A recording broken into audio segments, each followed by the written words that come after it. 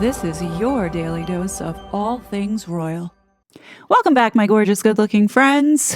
There is just so much that has been going on the last 48 hours to even bother talking about this turd that just won't flush. Okay? I'm pretty sure there are a lot of channels out there that are talking about Meghan Markle and the recent pictures of her and her mom Doria at Disneyland, which looks like she was using the same photos or photos from last year's trip to Disneyland. We will get to that at some point, but right now I couldn't be bothered just because there's so much more going on right now in the world that's far more interesting to know about than this garbage that Meghan Markle keeps putting out there to distract all of us. We're going to talk about the opening of Parliament today and the King's speech that was delivered on behalf of Keir Starmer and the Labour government. Unfortunately, the United Kingdom is being ruled by a dictator. And Keir Starmer has no intention on going anywhere. Now, in the King's speech today that was recommended by Labour government to open up Parliament, it's painfully clear that the Starmer government, as well as the UK political elite, sees the United States as an enemy. It's certainly no accident that all of King Charles's realms, the UK, Canada, Australia, and New Zealand, are all going through the same managed decline, collapsing these Western societies. All four of these men belong to the World Economic Forum, pushing one world governance and new world order that certainly doesn't foster freedom, innovation, and growth, but instead drives oppression and enslavement. And because the United States have walked away from these super international bodies like the UN, the World Health Organization, and threatening to leave NATO, we are now seen as the enemy. This was openly declared today in the King's speech. My ministers believe that energy independence must be a long-term goal of national security and that the nation's energy security requires long-term investment and reform, as demonstrated by recent events in the Middle East. Increased production of clean British energy will help to ensure that enemies of the United Kingdom cannot attack the economic security of the British people. My ministers will therefore introduce an energy independence bill to scale up homegrown renewable energy and protect living standards for the long term. We have to have energy independence. I'm fed up with the fact that families across the country see their bills go up and down on energy, businesses' bills go up and down on energy because of the actions of Putin or Trump across the world. Advice to Keir Starmer, sir. He seems to be on the brink. Well, my advice to him has always been, open up your oil in the North Sea. You got one of the great oil finds anywhere in the world, and you're not using it. They're not allowed to use it.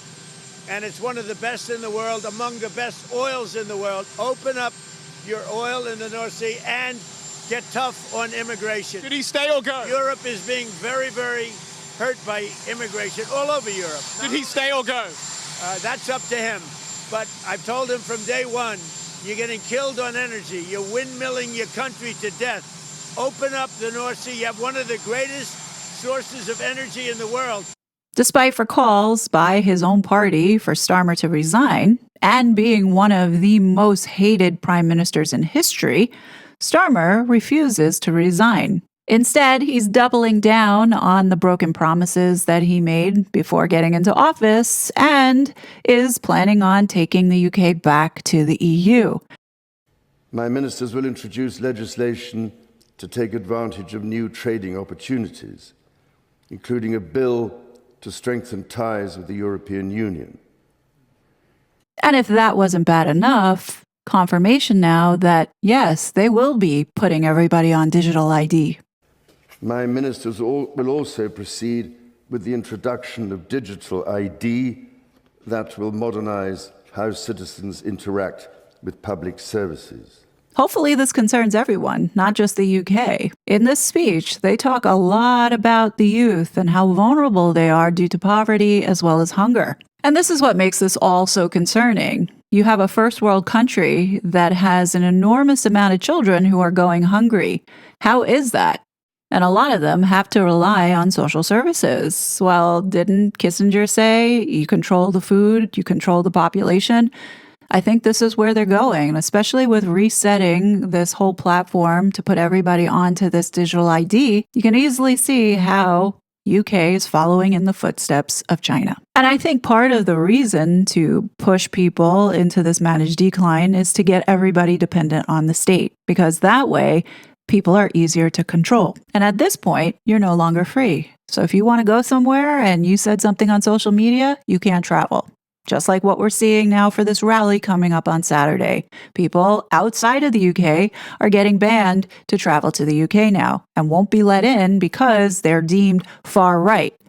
Mr. Speaker, in the words of the gracious speech, we will defend the British values of decency, tolerance and respect for difference under our common flag. Mr. Speaker, that is also why, when far-right agitators try to come here this Saturday to spread their poison of hatred, this Labour government will block them this time and every time. So it is officially personal. I was banned because I was scheduled to speak at Tommy Robinson's rally on May 16th. It's going to be probably the biggest rally of free speech in the history of the United Kingdom, and Mr. Starmer has decided he is going to ban anybody who he can who plans to speak at this rally, because free speech is 100% no longer a thing in the United Kingdom. Freedom of speech is dead. It is now a tyranny. And you can't say I'm exaggerating when I say that now. It is 100% a tyranny. How is it that somebody who was going to simply speak about their views is banned? Now, if I was coming to the United Kingdom to impose Sharia law, to rape my cousin or marry my cousin or rape a cat like they do sometimes now, these migrants, I'd be let in. But because I oppose the migration that causes the issues like that in the United Kingdom and all over the world, in America and Europe, I'm now banned from the country. I can no longer have my speech on Saturday, and I can't have Sunday roast the day after, which I was planning the roast beef Sunday roast with the amazing sauce that you guys, I love the British Sunday roast. So, Keir Starmer, who should be stepping down because the entire country has lost faith in him, instead has decided to double and triple down and ban people from the United Kingdom who want to simply, number one, visit, number two, eat the food, and number three, maybe speak at a rally that they've been invited to by wonderful patriots like Tommy Robinson, who's kind of the Malcolm X of the British public. That's what it is. That's what it is, people. That is 2026 in the United Kingdom. I talk so much shit about China. Literally, China let me visit. China gave me a visa to visit. I talk more shit about China than any country, but they let me come visit. But United Kingdom won't. So China has more free speech than the United Kingdom at this point. What the hell is going on? Yeah, it's scary that history is repeating itself, and you have literally a dictator in power in the UK who's not only banning people from traveling because of their views, but now also selling out sovereignty of its own people. And he simply doesn't care. In fact, none of these World Economic Forum globalists give a shit about democracy or making things better for people. They're interested in driving this agenda forward. Not only is it because the money is good, but they refuse to say that they made a mistake. Prime Minister, in my part of the United Kingdom, Northern Ireland, we have been subjected now for some years to the humiliation of being governed by laws we don't make and can't change. And yet you, Prime Minister, now seem to want to impose that same denial of democracy in the whole United Kingdom by becoming a subservient rule taker from a foreign parliament. How is that in the interest of democracy? Can I just say to him, he's been here long enough to not blame me for the problem. I am not you. Prime Minister. Mr. Speaker, I thank him for his intervention. I'm very well aware of the tensions in Northern Ireland, the issues that have to be dealt with in relation to relations with the EU. But we have to face the fact that promises were made about Brexit, which were not true, which haven't borne fruit. It is in our economic interests, our national interest and defence interest to be closer to Europe. Of course, we will navigate carefully, taking on board the issues in Northern Ireland, as he would expect. But it is in our interest to be closer to the EU. That is what we are doing, and we will go further. Clearly, this man is going to do whatever he wants, and it's not in the best interests of the native British people. Now, what's concerning to me, because we see this happening here in the United States with all of these false flags, we might see a false flag on Saturday, because the deep state is terrified that they are losing their control and their power, and a voice like Tommy Robinson needs to be silenced. And you can tell that there is an ongoing smear campaign against Tommy Robinson. Voices like Piers Morgan, part of the establishment yesterday, making it sound like, oh, Islam is not a problem in the UK. It's, Tommy Robinson who's painting this picture here in America. All guns blazing, ready for next Saturday. 7 days to go, and then the stress can end. The credibility of Tommy Robinson and the damage that he does in America about the reputation of this country and London, all being overrun by Muslims, and everyone swallows it in America. I mean, Piers, come on, man. People have eyes. We see what's going on. It's not just Tommy Robinson. Today, the Committee on the Judiciary held a hearing about this exact same topic and how Islam and Sharia law is not compatible with Western values as well as the American Constitution, and why it should not be allowed. This Congress should routinely re-examine the existential threat facing our republic and how to counter its spread into our social, societal, and political systems. The principles of Sharia law undermine the cherished freedoms that countless Americans have suffered and even died for since our nation's founding. Let's remind ourselves what Sharia law and political Islam entail. Political Islam silences dissent, prohibits religious freedom, allows barbaric punishments, and treats women, children, and non-Muslims as second-class citizens. What's more, Sharia law and political Islam sanction honor killings for adultery, death for individuals leaving the Islamic faith, encourages polygamy for men regardless of the women's age, allows female non-Muslims to be taken as sex slaves in war, and permits corporal punishment like stoning and female genital mutilation for perceived violations. In fact, the central sacred scripture of Islamic observers, the Quran, has several martial calls that encourage its followers to wage war, not just spiritual, against and conquer non-Muslims. So when you clash with the unbelievers, smite their necks until you overpower them, then hold them in bondage, then either free them graciously or after taking a ransom until war shall have come to an end. Surah 47:4. It is not a religious code or belief system. It is a repressive legal regime that betrays America's founding principles and threatens our Constitution. In fact, it seeks to replace it. America was founded on the basic concept of individual freedom and self-governance under the rule of law, of a just and moral law. As John Adams succinctly put it, our Constitution was made only for a moral and religious people. It is wholly inadequate to the government of any other. And to my colleagues who may conflate critiquing Islam and Sharia as undermining the First Amendment rights of Muslims, I remind them of the following. People do not have protection from imposing a foreign legal system or code that overrides or replaces U.S. civil or criminal law, nor the Constitution.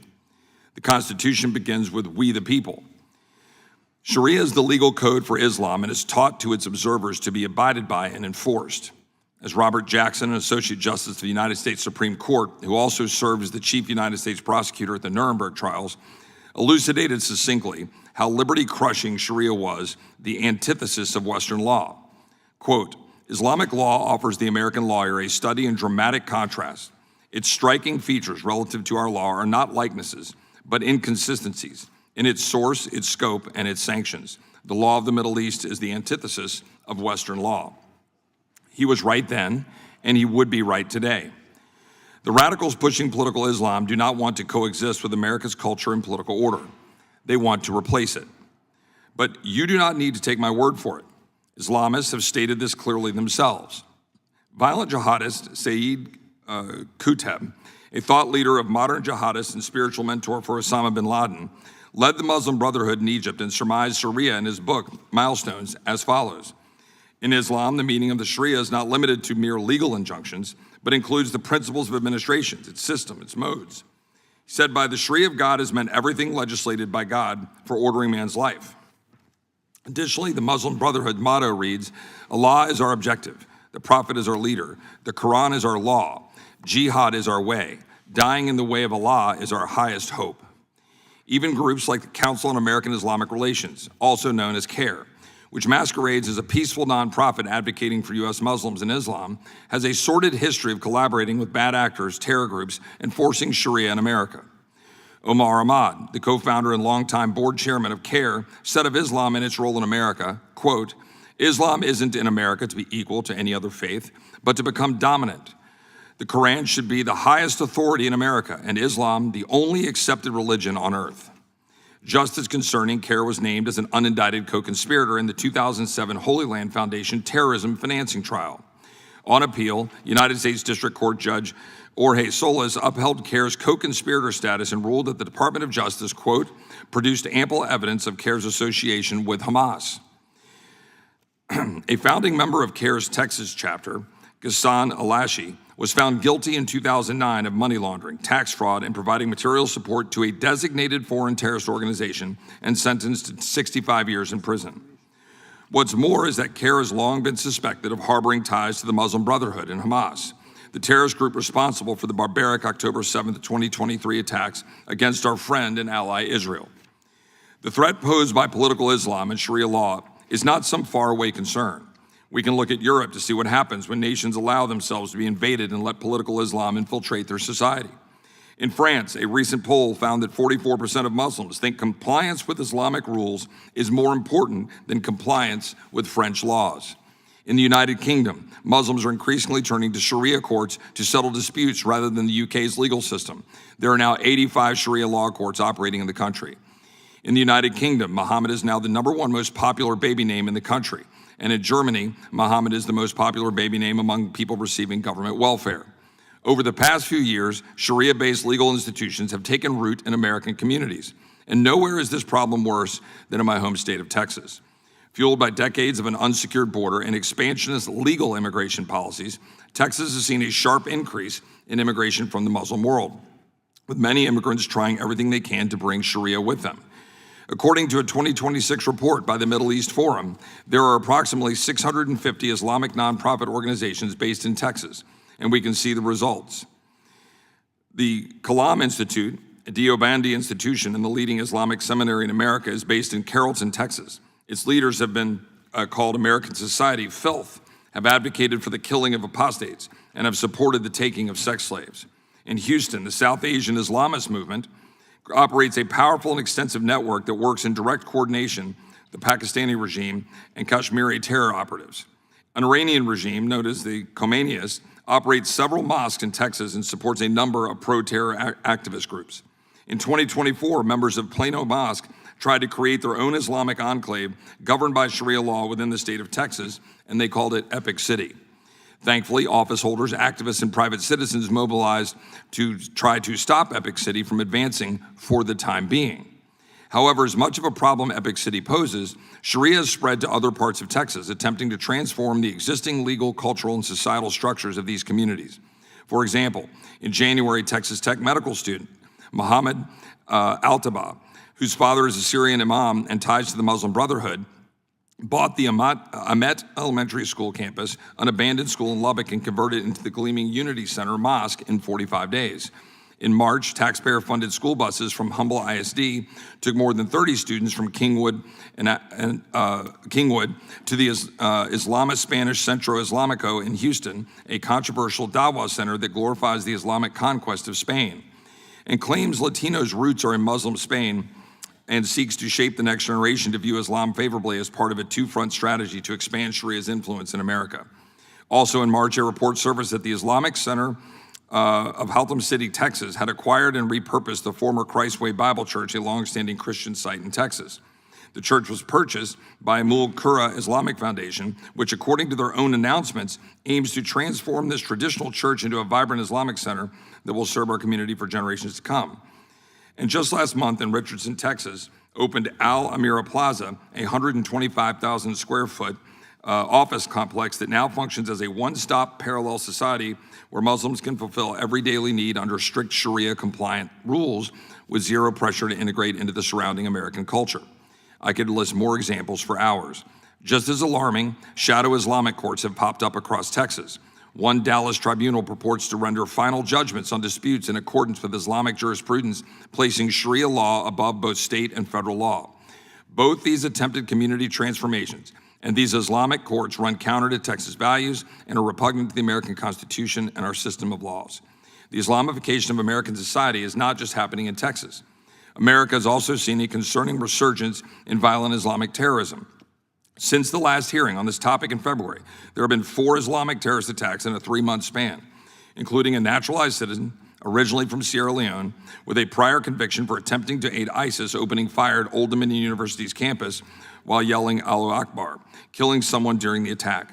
The same day as the ODU attack, a Lebanese-born naturalized American citizen rammed his vehicle into the Temple Israel Synagogue and preschool in West Bloomfield, Michigan, in an allegedly targeted attack against the Jewish community, causing a fire and injuring on-site security personnel.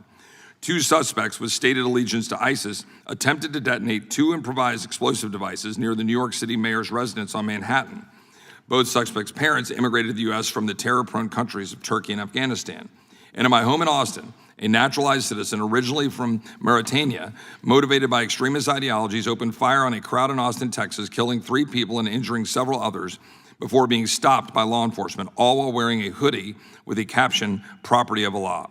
None of these tragedies needed to happen. Between our overly generous and lax legal immigration policies that allowed these attackers to enter the country in the first place, and our lack of adequate response to stopping Islamist ideology in its tracks, our nation remains vulnerable to Sharia law and potential terrorist attacks it could wreak.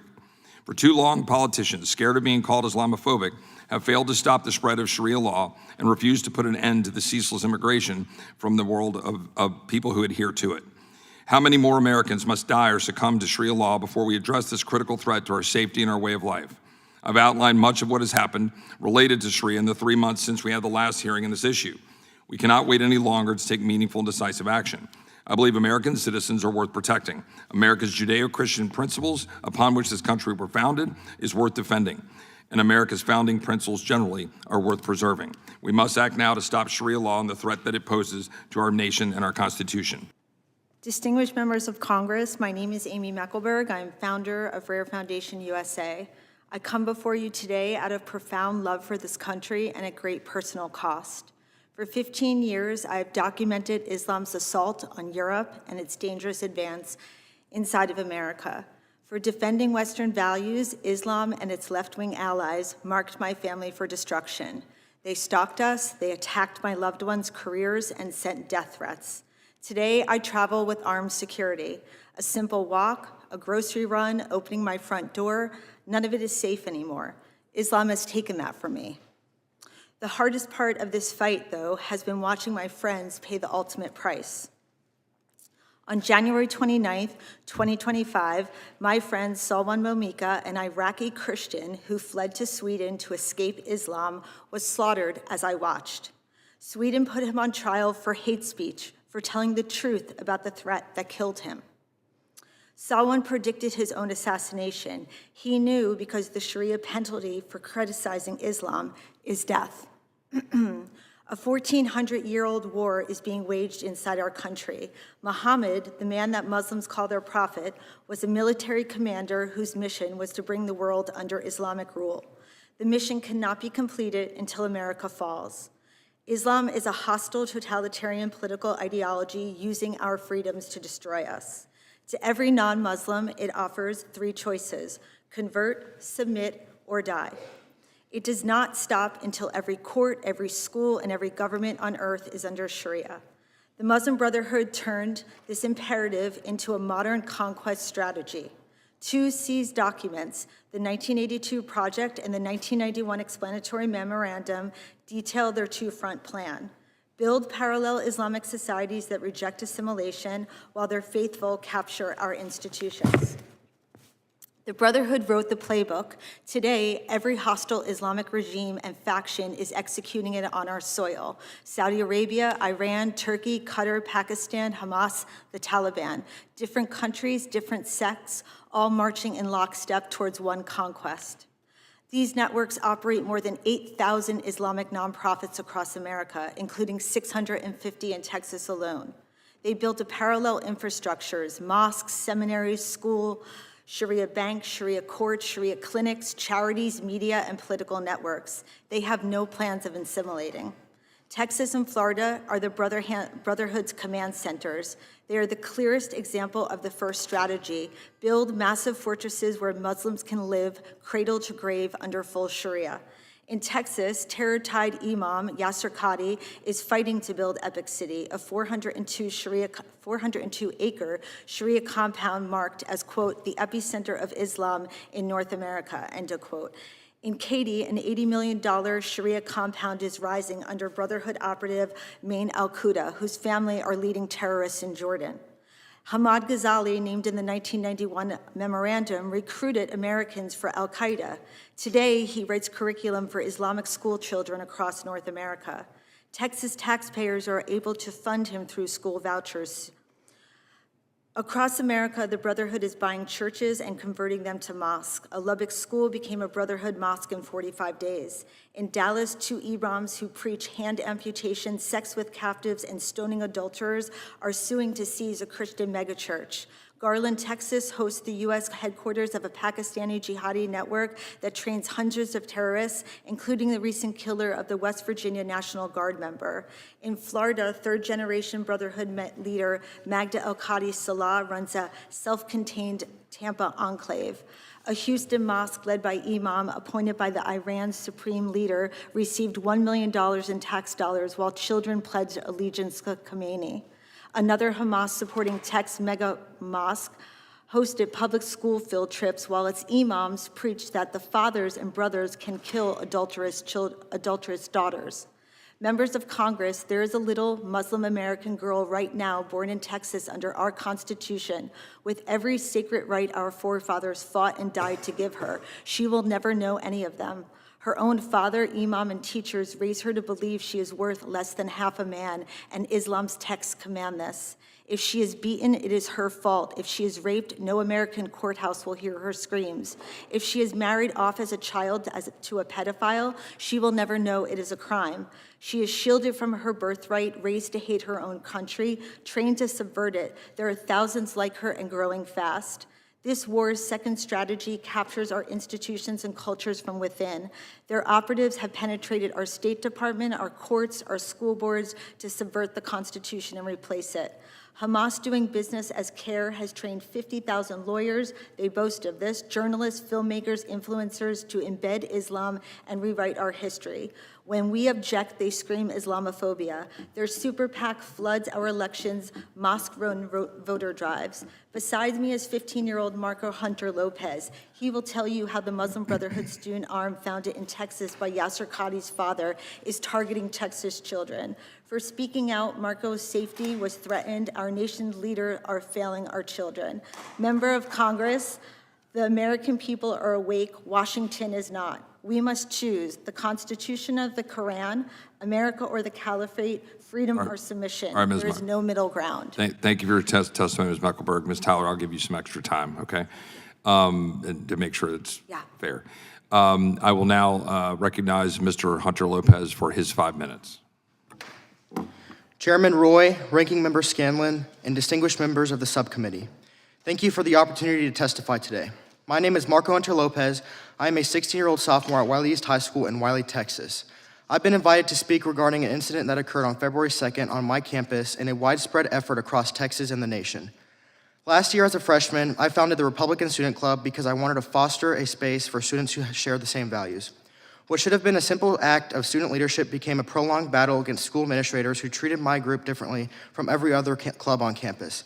On August 16th of 2024, we met every requirement: 10 members, a teacher sponsor, in a room. Other groups, including the Muslim Student Association and organizations supporting gender-affirming ideology, were approved without issue. Our club was denied for being political in nature. Administrators first claimed a district-wide policy against political clubs. Then, after weeks of emails requesting the policy in writing, they admitted it was simply how they felt. Only after more than a month of emails, pushback, and enormous efforts were we approved. Even then, we faced hostile scrutiny. Principals were caught taking down our approved posters while I was out of town. I have a documented timeline of specific instances of an unfair treatment, being pulled into the principal's office, cornered, and talked down to. After we hosted two guest speakers last year, the principal tried to impose new rules on the fly. My father even had to help create a guest speaker form to protect me as a minor. This pattern of censorship against our club stands in stark contrast to how administrators have handled the promotion of Islamic ideology, and including Sharia. On February 2nd, I was leaving a meeting and was walking to the cafeteria for lunch, and I saw a large booth labeled Islam set up in the school. 4 adult women from the organization Why Islam were there. I was confused and did not want to give it attention, but after discussing it with my friends, we decided to approach the booth. I had a discussion with the women, one in particular who they kept referring me to because she knew most of the theological questions. As we tried to understand their goal, I looked over and saw multiple pamphlets spread out, one of which was explicitly titled Understanding Sharia. This was very concerning to me and other students. They were also making Qurans available that include a Shahada card on the last page instructing students how to convert. Quote, to become a Muslim, one needs to make the following declaration. I bear witness that there is no God worthy of worship except God, and I bear witness that Muhammad is the messenger of God. This openly occurred during lunch with administrators present who did nothing to intervene. The dangers of allowing Sharia to be promoted in public schools are real and immediate. Sharia is not simply a personal religious observance. It is a comprehensive legal and political system that includes unequal treatment, restrictions on free speech, harsh punishments, and fundamental incompatibility with the U.S. Constitution, Texas law, and American values of individual liberty and equality. Handing out materials that present Sharia favorably to minors during the school day without parental approval risks normalizing ideas that undermine the very principles our public schools are supposed to uphold. This is not neutral education. It is ideological promotion under the guise of diversity and inclusion. The contrast with my own club could not be clearer. While the Republican Student Club faced denial, censorship, poster removal, and hostile oversight, an outside organization was giving easy access to distribute Sharia-related materials directly to students. Administrators not only allowed it, they actively promoted Islamic events. The principal has enthusiastically participated in World Hijab Day 2 years in a row that we are aware of, when she wore a hijab and promoted on social media saying, quote, I loved this experience, all caps. The district now offers halal meals, a dedicated prayer room for Islamic observances, and has placed a Quran in at least one middle school library while no Bible is offered. Conservative and Christian student groups have never received comparable accommodations or leeway. This is not mere negligence. It is complicity through selective enforcement and viewpoint discrimination. School policies and state law regarding outside organizations, religious materials, and guest activities were bypassed and ignored. No one stopped the distribution of the materials and Sharia pamphlets in my high school. After not attending the school the next day due to safety concerns, we had to meet with the school resource officer and 2 administrators. When my mother asked if the principal could notify teachers to keep an extra eye on me after I received these threats, the principal's dismissive "you can" revealed the lack of accountability and leadership. The administration has turned a blind eye or actively enabled the introduction of Sharia-aligned influence while censoring other viewpoints. The Why Islam organization and event has documented links to the Council on American Islamic Relations, the Islamic Circle of North America, and the Muslim Brotherhood, some of which has been flagged by the governor of Texas as terror-linked. Yet district leadership has refused to address these connections. Public schools must remain neutral. They exist to educate, not promote foreign legal systems incompatible with our own constitution or favor another ideology over another. What is happening in suburban Wiley is not isolated. If Sharia can be introduced this easily in a small suburban town of Wiley, it can happen anywhere. I urge this committee and lawmakers across the country to demand full investigations into these organizations and reject any ideology or political system that is at odds with American law. Parents and students deserve transparency and protection from ideological capture. What began as my effort to start a simple conservative club has revealed how quickly institutions can be compromised and captured when we remain silent. Thank you for your time. I'm happy to answer questions and provide further explanations from my firsthand experience. Thank you. Mr. Hunter Lopez, thank you very much for your testimony.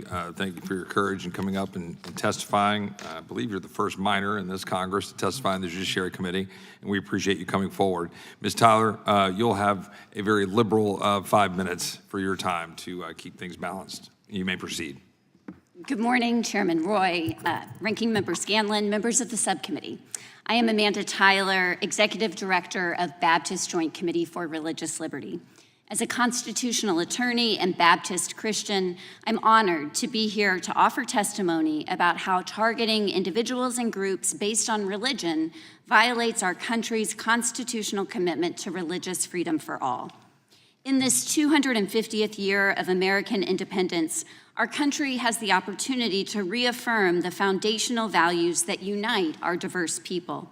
Core to what it means to be an American is a rich religious freedom tradition that protects the free exercise of religion of all people by ensuring that government not single out any one religion for special favor or disapproval. Our founders made a deliberate choice to disestablish religion from government control. They did so with the experience of government establishments of religion in the places they emigrated from and in the British colonies. Baptists were instrumental in advocacy for religious freedom for all people in the United States. This advocacy predates American independence by more than 150 years. Thomas Helwys, the co-founder of the Baptist movement, wrote a short declaration of the mystery of iniquity in 1612. This work is considered the first defense of universal religious freedom written in English.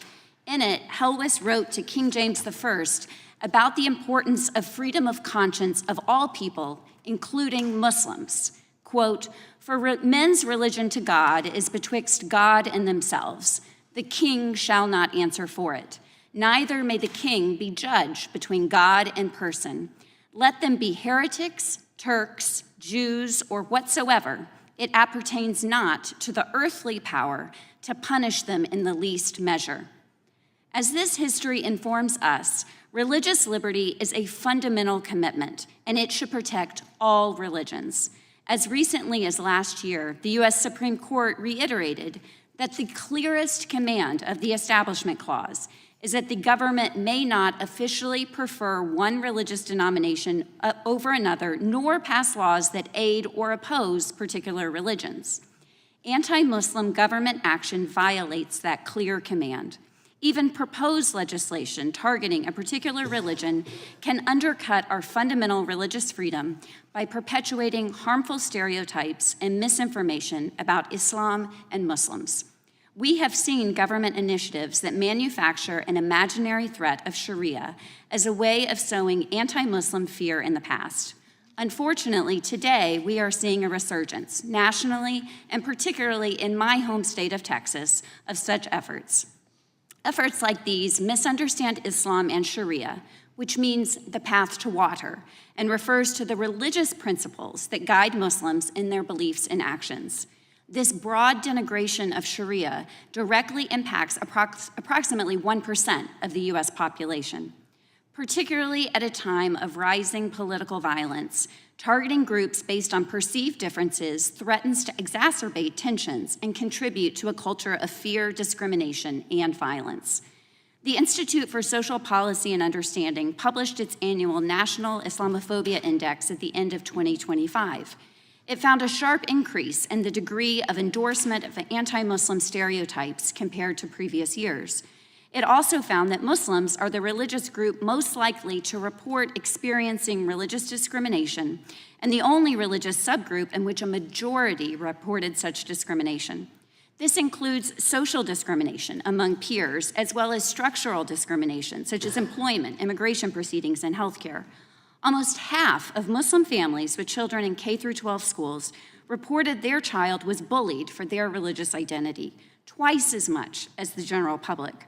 Roughly half said the bullying came from another student, and half said from an adult, either a teacher or a classmate's parent. When the government itself targets religious groups with broad generalizations and baseless accusations, it only adds to the culture of discrimination that already harms Muslim families and children. It models bullying rather than respect. What's more, this targeting does not just harm Muslims. When any person's religious freedom is threatened or diminished, it weakens everyone's religious freedom. Rather than fear-mongering and distorting religion for perceived political gain, our country's leaders should be actively working to make the constitutional promise of full belonging without regard to religion a reality for all. Thank you.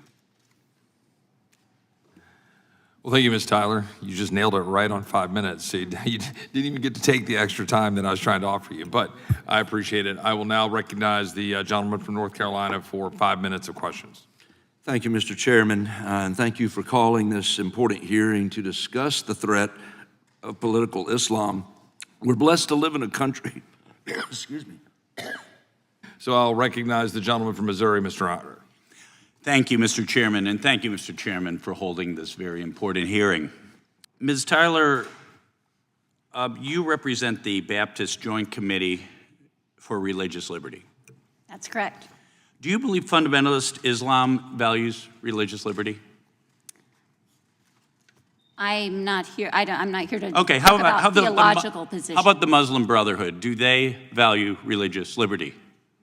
I'm not. How about I'm not. you? I mean, these are the groups you're here to support. The Democrats brought you here I'm as a here witness. for religious freedom. How about the Diabanis, is a Southern Islamist sect affiliated with the Taliban? Do they value religious liberty? They're in Texas right now too.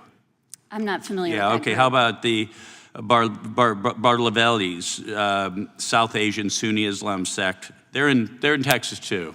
I'm not familiar with that group. How about the Salafis? Let me know if you know any of this. The Khomeinists, the Turkish Islamists, all represented in various mosques and Islamic centers in Texas. Do any of them value religious liberty? I'm not familiar with them. Okay. Do you believe religious liberty is valued and upheld in the Islamic Republic of Iran? I think that that's a theocracy, and so therefore it is not the constitutional democracy that we have that is built on the foundation of religious Yeah, how about the Taliban in Afghanistan? Yeah. I think those are examples of Islamic states that don't support religious freedom. Okay. Why exactly would we want to import mass numbers of people committed to an ideology? And I'm not talking about Islam writ large, because many Muslims, I think most Muslims probably do would like to live in a modern secular or democratic republic. But we're talking about radical Islamists, and we're talking about these radical Islamists establishing beachheads in our country. Why do you defend that, Ms. Tyler? Well, I think what I'm concerned about, of course, we have criminal laws and anti-terrorism laws that Okay, that's good. protect Wait, us. okay, Right. yeah. Should we enforce our criminal laws, our Absolutely. anti-terror? Okay, so we should not tolerate sexual enslavement in the United States of America, right?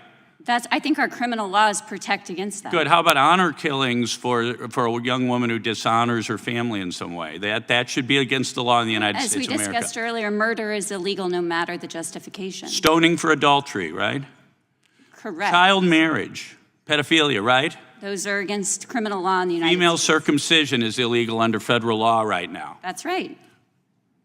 So we have imams in many of these centers we're talking about right now who advocate for those very things in our law, in our country. Why are we should tolerate this in the name of religious freedom? We tolerate freedom of religion in this country, so we can believe whatever we want, and we can act on those beliefs without necessary government interference. And in this case, there is a compelling government interest against murder. Against the laws I listed. And so you're not allowed Okay. to act on those beliefs because it would be against criminal law. Thank you.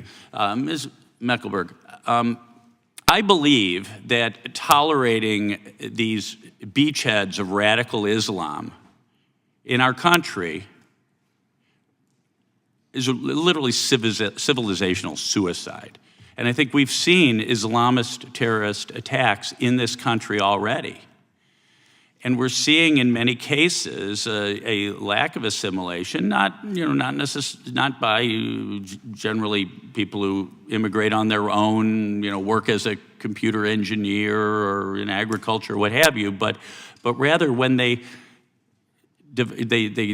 join these very closed groups that are committed to imposing Sharia law. Tolerating that seems to be utter insanity, and especially if we see what's going on in Europe right now. If we look at what's going on in Germany and in London and in France. Tell me where I'm wrong. So, as you said, the beachheads. That is what Erdogan says from Turkey, that the mosque is the beachhead. When you hear Keir speak about the mosque, they speak about that being their infrastructure, where all things are launched out of.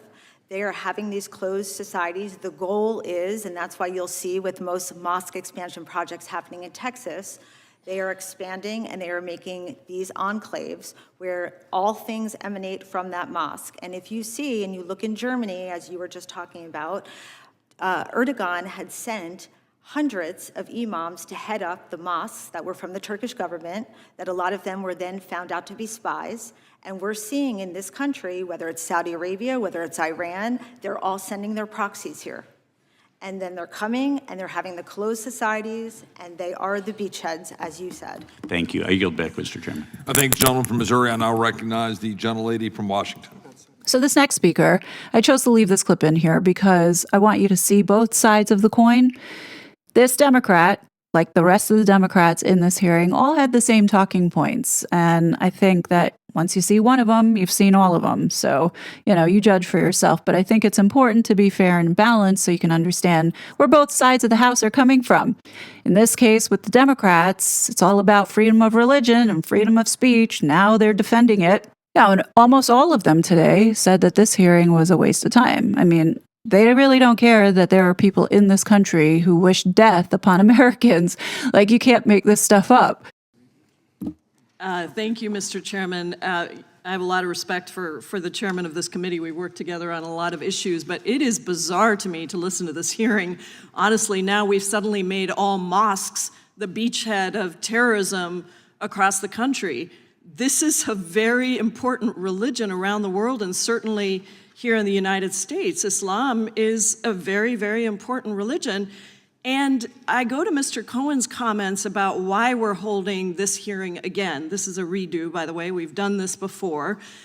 We're doing it again at a time when we have so many pressing issues that we should be addressing in the Constitution Subcommittee. We have the issue of voting rights, the gutting of voting rights by the Supreme Court, the dilution of the black vote in the United States, which should be at the top of our list to talk about.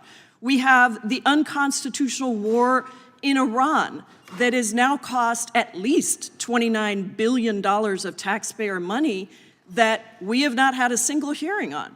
There's lots of things that we could be talking about, but see, the problem is, if we were to talk about any of those things, you would actually have to acknowledge how incredibly unpopular Republican policies have been in driving up the price of gas in this country. In my home state, it's almost $6 for a gallon of regular, almost $7 for a gallon of diesel. You'd have to address the rising cost of fertilizer, of groceries, the fact that Republicans stripped health care away from millions of Americans. People cannot afford health care in the United States of America, the richest country in the world. We have 90 million Americans who are either uninsured, no insurance at all, or underinsured, meaning they have some form of insurance, but it's not enough to pay their medical bills. And that is why we have $220 billion of medical debt in the United States of America. $220 billion. But we're not talking about any of the policies, the unconstitutionality of all of the things that this administration has done that have really ripped apart the foundations of who we are as a country. Instead, we're going to have a conversation about this, Sharia law. And, I've seen in my home state of Washington, but across the country, the rise in anti-Muslim bigotry that has been happening in the aftermath of October 7th attacks and then in the aftermath of 9/11. And in my home state of Washington, now Muslim Americans reporting experiencing hate crimes, threats of violence, hateful rhetoric that increases those threats of violence, discriminatory policies in the workplace, unsafe interactions with law enforcement. And this hearing is unfortunately just part of a much larger anti-Muslim, anti-Islam strategy that Republicans have been trying to drive. So, Ms. Tyler, I want to start by correcting the record. Has there ever been a piece of legislation introduced in America to adopt Sharia law? No. Does Sharia law require Muslims living in the United States to violate American law? No. And are there any state or federal courts that follow Sharia law instead of American law? No. Have you seen any poll in this country to your knowledge, that puts Sharia law at the top of the concerns of Americans today? No, I have not. Me neither. Me neither. Nowhere does it show up as a top concern. So, yet the policies that are being proposed include the establishment of a Sharia-Free America Caucus and the introduction of a bill that would deny immigration status to anyone who, quote, adheres to Sharia law. Now, these policies are based on a myth that Sharia is infiltrating our American legal system and endangering the way of life as envisioned by our founding fathers. So could you please clarify for everyone watching this hearing, what is Sharia law, and is it any different than what biblical law teaches Christians about how to observe their faith?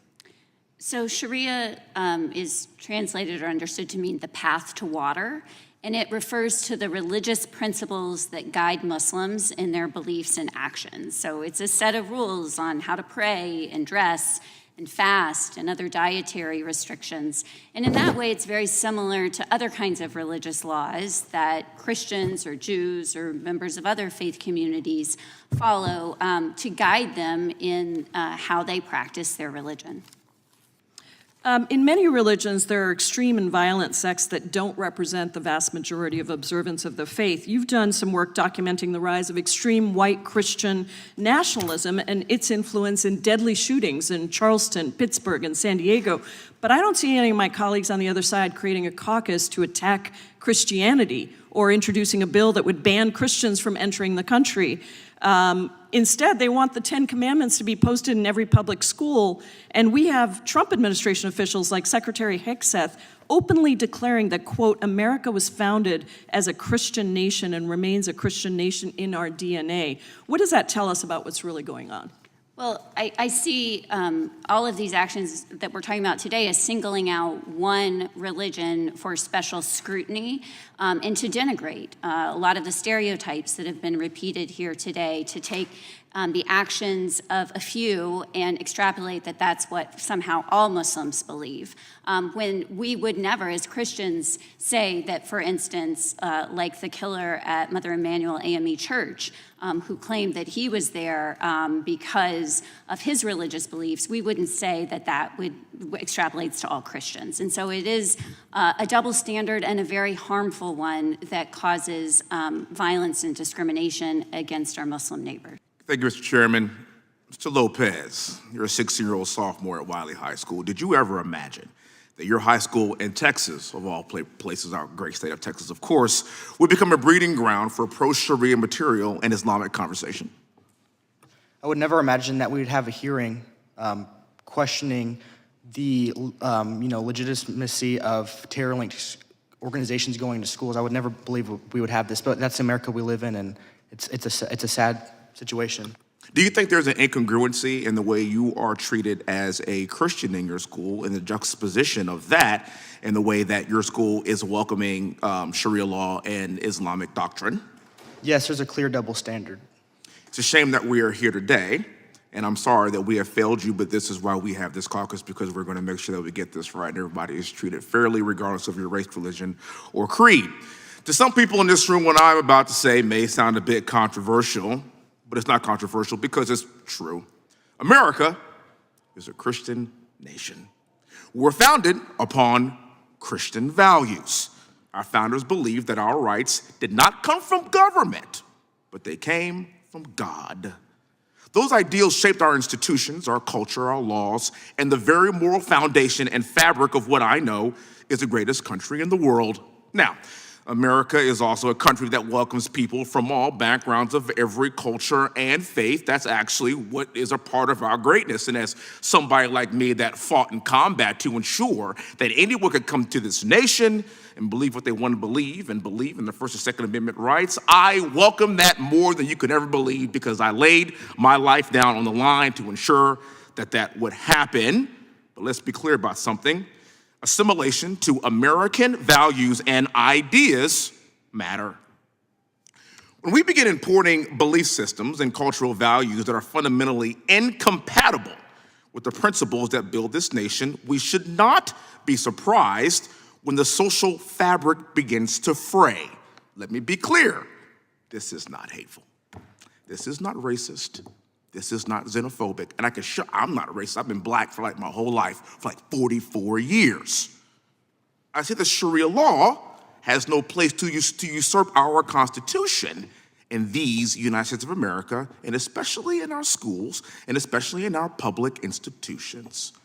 America's legal system is rooted in the Constitution and equal justice under the law, not religious extremism or parallel legal systems. We have learned from many of our colleagues on the left that this tends to be how they tack in this general direction. 10 Commandments, not allowed, bad. Islamic pamphlets, good. 10 Commandments, bad. Free Qurans in schools, good. 10 Commandments, bad. Understanding Sharia law, brochures, good. This is the hypocrisy that we Christian Americans are quite sick of. The same people who mock or marginalize America's founding values suddenly become deeply tolerant when the ideology in question is directed against Western traditions and institutions. Meanwhile, Sharia law is normalized and distributed to children in school while expressions of traditional faith are treated like a threat. Here's how things should work. Math, yeah. Free Qurans? No. History? Yeah. Sharia brochures? No. Science? Yeah. Shahada cards? No. This is a very simple idea that should be understood by all Americans. One of my best friends is a Muslim American, and he is a fighting Texas Aggie, but he actually sees himself as an American first and has fully embraced our culture and what it means to be an American. That's good. That's what we want. That's why we call this place a melting pot. I'm seeing a lot of talk from my colleagues on the left, too, as we shift toward this reinvigorated talk about Jim Crow and the past of this country. And as someone who is a direct descendant of a slave, as someone whose great-great-grandfather was born on a plantation, I can assure you slavery is over. Jim Crow is dead. When I go anywhere, I don't see any white-only signs. I don't, I promise you. I am a black man that represents a white majority district in Texas. The great-great-grandson of a man born on a plantation stands before you today as a proud conservative Republican from Texas, as a believer and follower in Christ, and as a believer in what this country can be if we allow equality for not just Muslim Americans, not just Buddhist Americans, but also Christian Americans like yourself. God bless you, young man. You give me a lot of hope for the future of this country. Thank you for having the courage to yield back the remainder of my time. Thank you. Ms. Tyler, are you familiar with the significant amount of rape gangs in the United Kingdom? I'm sorry, can you repeat the question? Are you familiar with the significant amount of rape gangs in the United Kingdom? I'm not familiar with that. Okay, it's been pretty much all over the news. Very large numbers of people being raped in the United Kingdom by foreign nationals in the United Kingdom, with significant allegations of it being heavily by Pakistanis and other individuals that have been immigrated into the United Kingdom. Are you familiar with that at all? I'm not familiar with that. Ms. Mecklenburg, are you familiar with that? Very familiar, yes. Right. And are you also familiar with the arbitration agreements that were adopted in the United Kingdom that have allowed significantly to have societies and cultures that are separated from the civil laws of the United Kingdom? Yes, I am. And that is a last 20 years kind of phenomenon, right, where these arbitration agreements are allowing individuals in a separate community adhering to Sharia law to be separated from at least 85 different tribunals in the United Kingdom to be able to carry out Sharia alongside and separate from or even over civil law in the United Kingdom. Correct. Are we seeing similar things occurring in the United States? Yes. Are we seeing it in the Dallas-Fort Worth Metroplex, for example? Yes. Did Governor Abbott have to take action in order to deal with some of these separate tribunals in order to stop their existence? Correct. Ms. Mack, if you could extrapolate on what I think is one of the most important things we need to address here, which is what you've mentioned, is Islam as political ideology. Do you believe that Islam is compatible with Western civilization? It is not. I agree with you. Do you believe that Islam, in carrying out its mission, is waging jihad against the West? Absolutely. Is that a part of the Muslim Brotherhood Memorandum from 1991? And the project, both memorandums. So it is a part of that memorandum and other memoranda, correct? Yes. Correct. And are there organizations, not just CARE, Yes. other organizations affiliated with the Muslim Brotherhood to advance jihad against Western civilization, including specifically targeting Texas and the United States? Yes, And is that documented? 100%. Are there imams that are active in Texas and throughout the United States that are similarly championing such jihad against the West to carry out the tenets of Islam? We have them in their own words, yes. And you've put those online, they're out for display. You've seen words from imams in the United States saying precisely this language. All across the United States, but very heavily in Texas. And so I'm going to give you the last minute here to close about your concerns about why this matters. I'm trying to put a bow around all of this. We've had a massive immigration, a massive cultural shift, direct impact on schools, for example, in the state of Texas, and a very clear mission tied to memoranda and individuals that have been, frankly, associated with the Holy Land Foundation prosecutions, other terrorist organizations, CARE, known unindicted co-conspirators, and now we see what's happening around the country. The last 30 seconds for you to put a bow around this. So what concerns me is we've imported an ideology that we have absolutely no education on, and we have seen all across the country. I'm seeing politicians here today that are working with them. I'm seeing people who I don't know whether you know or not, but they're infiltrating our society. They have come here to take over the society. They've written it down in the project in a 12-point plan. You can read it for yourself. It's written down in the memorandum. They've come to make this country, like they've made countries all across the world, Islamic. So if we do not take action, we've already seen what's happened in Europe, we are going to be worse off than the UK because we have the thought leaders in this country, and they are waging jihad on our society. I thank the gentlelady. And I'd the ranking request member, that Ms. Taylor get her extra minute now if there's anything she'd like to respond to. The ranking member has asked for an additional minute. Out of courtesy, I will do so. I will point out that I've given significant extra time to go over. I did so for the gentlelady from Washington. I did so for the gentlelady from California and others, and able to have extra time. I'm trying to make sure that I'll do that. But out of request from the gentlelady from Pennsylvania, the ranking member, I'll give Ms. Tyler a minute. Thank you. I think one thing that's disturbed me today is that we are talking about political Islam. Islam is a religion. It's practiced by 2 billion people around the world and approximately 1% of people in the United States, about 4 million people in the United States. The numbers are a little hard to pinpoint. But there's nothing inherently political about Islam. Islam, like all other religions, can be used as an instrument of the state to gain and hold on to political power. But fortunately, as we are all celebrating in this 250th year of American independence, we live in a country that's built on the foundation of religious freedom, that protects everyone's right to believe or not to believe, to adhere to any religion, and that the government stays out of the way of religion. The government's role is not to dictate, and there is no establishment of religion in this country. Thank you. And I think the gentlelady from Pennsylvania is happy to give time. I'm going to close by pointing out that the explanatory memorandum explicitly states in black letter text, quote, a kind of grand jihad in eliminating and destroying the Western civilization from within and sabotaging its miserable house. I'm going to go ahead and leave you now with this last clip from the Piers Morgan show. It's a perfect example of the brainwashing that's going on in the UK. Everybody else outside of the UK can see what's going on, but the people who actually live there seem to be so disconnected and utterly brainwashed to what's really happening. I'm fully 100% behind these rallies. I think that they need to remove remove the Muslim element from the UK altogether. Remove that's the Muslim that's what I would element. What are you advocate for. talking Yes, about? that's correct. What are you talking about? Remove the Muslim element. Well, hang on, just to clarify. It means no more mass migration from Muslim nations to the UK. That's insane. But we have about 5 million Muslims in the UK. What would you do with them? Well, the ones that are there, you can't do very much about, but you can do something about continuing the immigration policies. It's suicidal empathy. What you don't need to do it. So just to be clear, Andrew, you wouldn't let any Muslims into the country? Yeah, well, people have a right. They have an autonomous right to determine who comes into their nation and who doesn't. If the people of the nation don't want a people group to come into their nation, that is their right.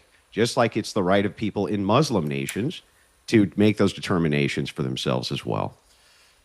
I just find that whole thing totally ludicrous. I mean, if you knew anything about net migration to the United Kingdom, it doesn't come from quote-unquote Muslim countries. There are not Muslim people who are breaking into the country and trying to turn it into, I don't know, some sort of Islamic state. Like, it's simply not happening here. And I really worry about the sort of talking points that you are spouting and potentially you are reading. I mean, I live in London. I've always lived in London. This is not a reality. Who's your mayor? Who's your mayor in London?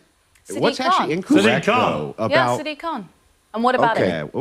Let's look at some more of your leaders. Well, hang on, Gavin, I will come to you. Andrew? I just want to know what's actually incorrect about me saying if the people of the UK do not want any more migration of Muslim immigrants into their nation, can you give me a single moral argument for why that's Well, that's simply not true. Well, where have you got that idea? Apart from Tommy Robinson. Other than Tommy Robinson, Andrew, honestly, to be honest, other than Tommy Robinson marching around the airways in America saying that, I have not seen any poll in the UK which says the UK people don't want any Muslims coming into the country. Yeah, I understand. It's not but true. That's not my question. My question is, if it were the case that the people of the UK no longer wanted Muslim migration into their nation, what is even the moral argument against that? What? I am very concerned about actually Christian evangelicism that's seeping over into the United Kingdom from the United States. And I think that that is actually a source for much of our discontent. I've always lived in London, and we don't have a single problem with integration between religions in the country. I've never experienced that in my life. Right, May I finish the point as well? I would just like to stay on Sadiq Khan for one moment there. Sadiq Khan has won a landslide victory on his third term. That's 3 times he's been elected as mayor of London. Now, if there was a huge problem with Sadiq Khan, why on earth, with such a huge proportion of Londoners from all creed, all race, why would they continue to vote him in? Because London's gone. London isn't Britain anymore. Where's it gone? When was the last time you were here? Where has London gone? 60% of Londoners weren't born in London. They weren't born in the United Kingdom. I think that's the point Andrew's making. I'm convinced this stupid woman that they've shoved down our throats for the last 10 years has been put there for a reason, and it's for distraction. Think about how much these globalists got away with while we were busy focused on these 2 idiots. But what do you guys think? Definitely leave your thoughts below. As always, I will be back with more content, but until then, please be safe, and I'll talk to you later. Bye! You're such a fraud.